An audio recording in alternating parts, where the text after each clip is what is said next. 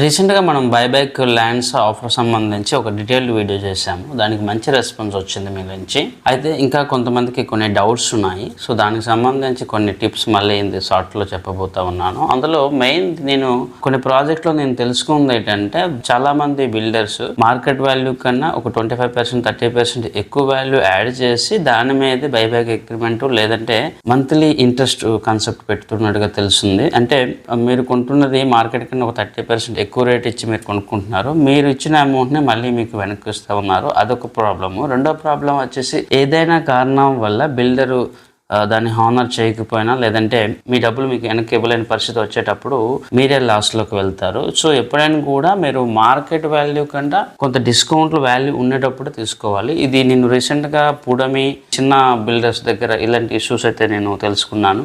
So ఈ విషయం పట్ల మీరు కొంత జాగ్రత్తగా ఉండాలి.